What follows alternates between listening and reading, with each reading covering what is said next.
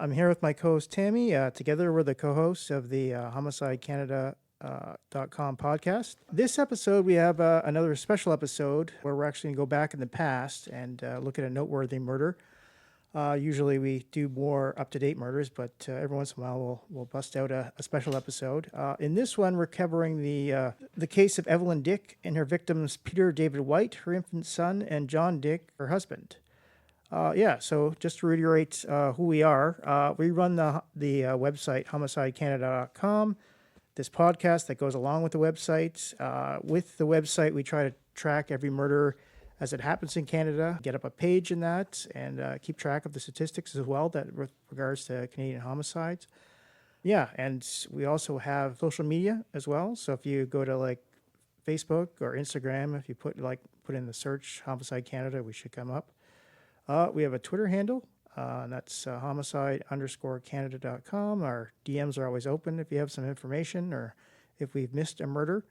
And we also have an email address that's info@homicidecanada.com. You can also send an email there if we've missed a murder. We keep track of every homicide, but what we also do is that we keep track of them provincially and also for some of the major municipalities. So if you go to our website, if you look on the top, there's like a few tabs. So there's a provinces tab where you can click on that, and then that'll give you a list of provincial web pages that you can click through. So yeah, if you want to know, if you're from Ontario and want to know how many homicides we've had so far this year in 2021, you can click there. And yeah, the same for the major municipalities and that. So for example, you could go to the Toronto page in that and see how many homicides there's been in 2021, and then there's statistics on the homicides from previous years, links to previous years and that, going back a few years and that. So yeah, there's like a lot of statistics there if you want to go and check them out. All right, let's get right into the Evelyn Dick case. So we'll talk about the early years.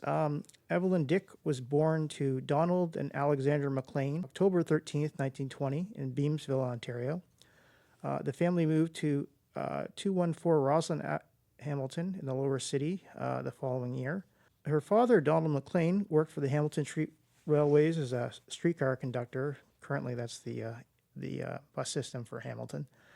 It's still named that, even though there's no more streetcars.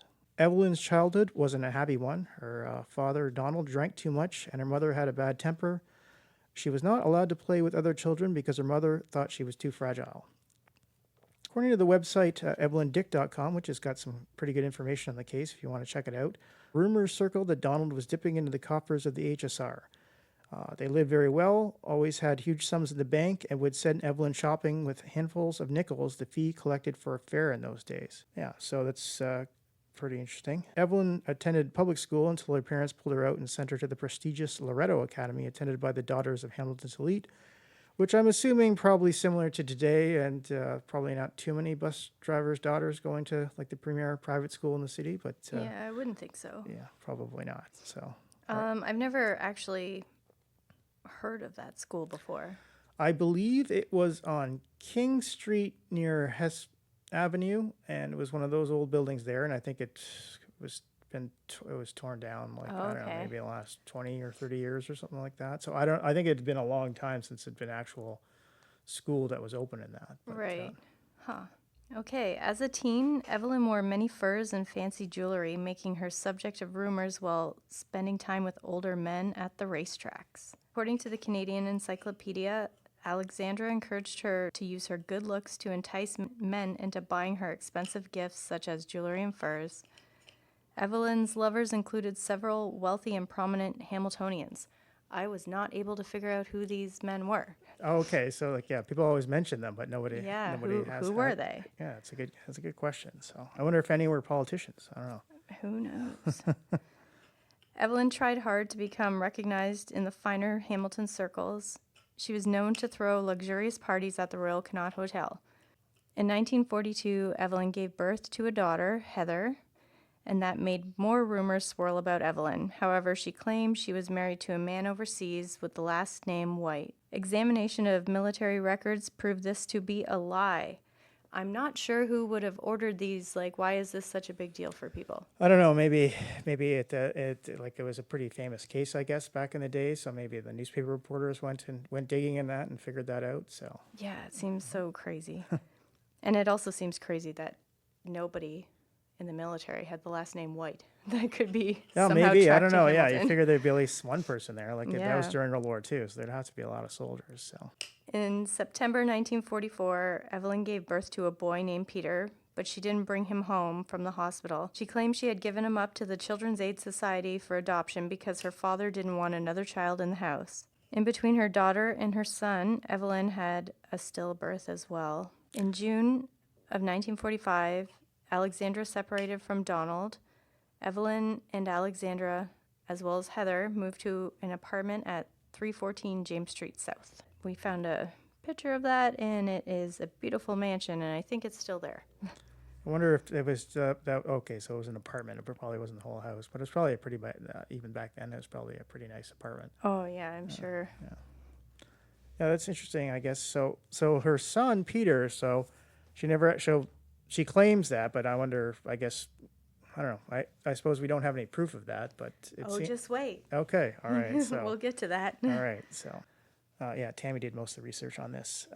I just know the story kind of from Hamilton. I'm a Hamiltonian, so kind of vague lore and that. Continuing, Evelyn met a Russian immigrant, 39-year-old John Dick, in the summer of 1945. I'm guessing that Dick wasn't his actual last name, but he probably anglicized it from something else, something Russian, but I don't know. I'm just speculating.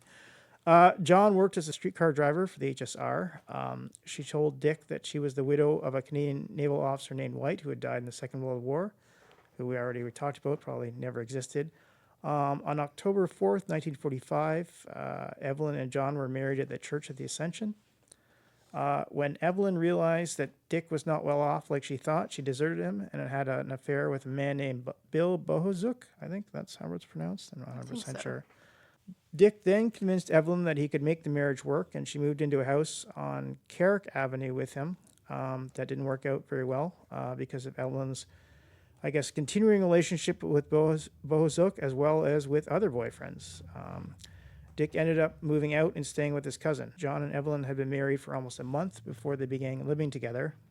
Dick went to Evelyn's father, Donald McLean, for help. When he refused, Dick threatened to tell on Donald McLean for stealing from the HSR. It seems that Evelyn had told Dick the family secret of the source of their money.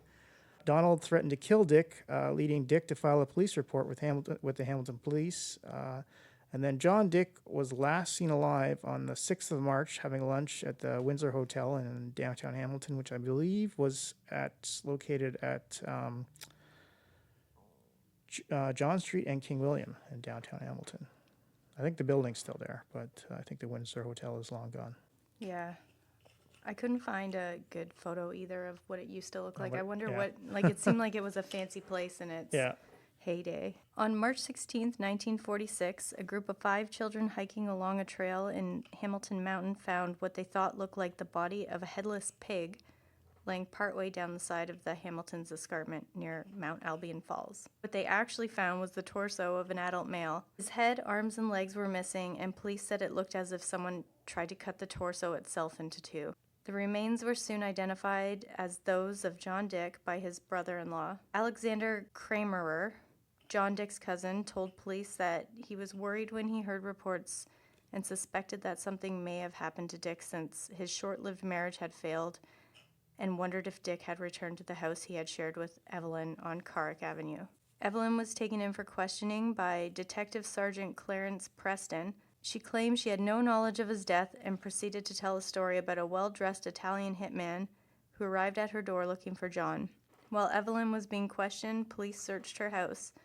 In the attic, they found a suitcase that contained concrete-encased body of an infant. It was later proved to be that of Evelyn's son, Peter. Alexander McLean told police that she had seen her husband at this trunk the day before, and he told her to get out of the room. Police also found charred bones and bits of an HSR uniform at her parents' house. More evidence, such as bullet holes in a pipe, a revolver and cartridges, saws, and blood-stained shoes that belonged to John Dick were also found in the McLean's basement. That seems like a fair amount of evidence in that, and also, Yeah. the fact that you went and filed a police report before you disappeared in that. That seems like, Yeah. Yeah, it seems like, yeah, like they've been caught red-handed. yeah. All right. Evelyn told police that a mysterious man had called her and told her that John had made a woman pregnant and he was getting what was coming to him. The mystery man asked her to meet him so they could borrow a car. She met the man who had a large sack with him. He told her it contained part of John. Evelyn went on to say that she drove this man and his cargo to the dumping site. Evelyn then changed her story again and signed a second statement regarding the involvement of Italian killers hired by her boyfriend, Bill Bohazuk. Investigators learned that Evelyn borrowed a large Packard car from a man named Bill Landig. Landig said he received the car back with blood covering the front seat. The seat covers were missing, and there was bloody clothing in the back. She left him a note explaining that her daughter cut herself, and that was where the mess came from, which, seems like kind of a not a plausible story. Yeah. Evelyn Dick, Bill Bohazuk, and her father, Donald McLean, were charged with the murder of John Dick. Evelyn and Bohazuk were charged with infanticide, and Donald McLean was also charged with robbing the HSR of thousands of dollars. It's just so crazy how she just used like her beauty to persuade everyone or try. Yeah, I don't know. I guess seeing people were kind of like willing to go along with this and that. So I don't know. I guess the thing is we don't really know like how much she did and how much she got others to help her with in that. So Yeah. I don't know. But obviously it seems pretty obvious she was in the thick of it. So Yeah. The series of trials began on October 7th, 1946 in Hamilton's Wentworth County Courthouse. Alexandra McLean testified against her daughter in return for immunity. She told courts that Evelyn was away from the home for a long period of time on March 6th. On March 8th, Alexandra said she asked Evelyn about John, and she said he wouldn't be coming around anymore. Alexandra also testified against her husband and told courts that he owned a handgun and a large butcher's knife. Jury found Evelyn guilty of the murder of John Dick. The judge sentenced her to death, but her attorney successfully appealed. John J. Robinette took over the case.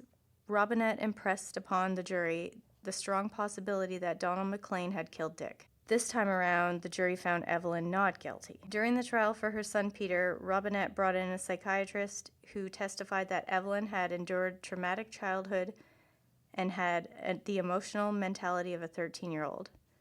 Evelyn was found guilty for manslaughter and sentenced to life imprisonment. yeah, what's interesting from that? Well, there's several interesting things there. I guess the first thing that she got off the murder of John Dick and that. Yeah.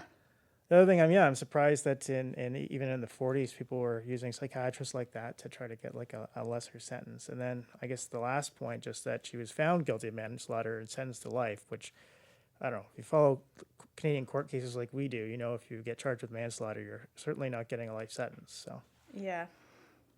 okay, so then her father, Donald McLean, was found guilty of being an accessory to murder, and he was sentenced to 5 years in prison.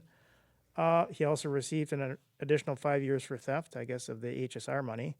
The boyfriend, Bohazuk, was cleared of all charges. Evelyn spent 11 years in the Kingston Penitentiary before being paroled in 1958. She assumed a new identity and started a new life, which I've heard that. I remember always reading as a kid in that, where reporters in that, were trying to figure out who Evelyn Dick was now, and that, like, I don't know. I always find that surprising because I have a feeling now that if you're a murderer in that I don't think you'd be able to do that. But Yeah, and I don't know. I've also heard that people were trying to find her daughter, oh, really? Okay. but nobody found. Heather and that, Yeah, maybe she changed her name too, just to. Because I guess away. Carla Mocha kind of disappeared for a while, but people eventually figured out who she was, Yeah. where she was in that. So yeah, it's kind of interesting that that back then she was just able to like get a new identity and then just never be found again. Yeah. In 1985, Evelyn was granted a pardon and her file was sealed forever. No one was ever actually convicted for the murder of her husband, John Dick. The murder inspired a television drama called How Could You, Mrs. Dick, that was made in 1989. There was another film, Torso, The Evelyn Dick Story, 2002. Fun fact, that starred Kathleen Robertson, who I went to middle school with in Hampton Heights in Hamilton. And there was also a film noir musical, Black Widow, in 2005. Yeah, and there's also several books about the murder if you want to check it out. And the Hamilton punk band, the Forgotten Rebels, they penned a song, Mrs. Evelyn Dick. So basically, just kind of to sum up, she was sentenced to death for the murder of her husband on January 7th, 1947. She was acquitted on appeal. A statement she had made to the police were deemed inadmissible. And then, yeah, she was found guilty of manslaughter and the death of her infant son and sentenced to life in the Kingston Penitentiary. And then, as he mentioned, she was paroled in 1958. It's interesting, yeah. Like I guess at the time, like this was a very famous case in Hamilton and in Canada, and I think it was covered pretty extensively by like newspapers like the Globe and Mail, which is obviously a national newspaper, and that, and like I assume at the time, like it would have been like just a huge story in that. Like I don't know if we have too many murders like that get covered quite like that. That'd be covered across Canada. I guess the other thing too is the fact that. It was a pretty prurient murder, and I don't know, like from the surface, it seems like she's obviously guilty of that. But then, yeah, she managed to get off from the murder, and no one was actually charged. It's so crazy. That, so. Like I don't know. I feel like you couldn't put that away. Like there's got to be something else. It's pretty surprising. So I don't know. I guess the thing is, and it was a jury who found her not guilty in that. So yeah, and it also funny. Her first lawyer looked like a younger guy, and then the older guy was the one. Oh, no, it was the opposite. Oh, okay. So her first lawyer was an older guy, and it was almost like he didn't make the big effort, or like he didn't really believe her. So okay. I don't know. And then the younger guy took over, and he was the one that got her off of that death sentence. But also, I wonder if she did get that death sentence, would she have been hung in Hamilton? Because they were still doing that. They were still hanging. I think the last hanging, I think, was for murder was in the 60s or something like that. So that might have been a possibility in that. So I guess the other thing too is like she was responsible. Well, allegedly, like we're speculating here in that, but for two different murders in that too, both her son and her husband in that. So yeah, I wonder whose kid her son was. And her daughter, like who? Yeah, like who's the dad? Nobody really knows. You know, obviously it was a different time back then. So it could have been a politician. It could have been like a politician or maybe like a rich businessman in that. So I don't know. I guess I guess interesting. I don't know. I guess the thing is like with Dick, it's interesting, like kind of a window into like what society was like back then. Usually like. Premarital sex was probably like looked down on that, but yeah. But it was almost like her mom was encouraging that, like, well, that's get true. Me things. Her mother obviously seems like kind of shady herself in that, and obviously her father like stealing money from the HSR and that.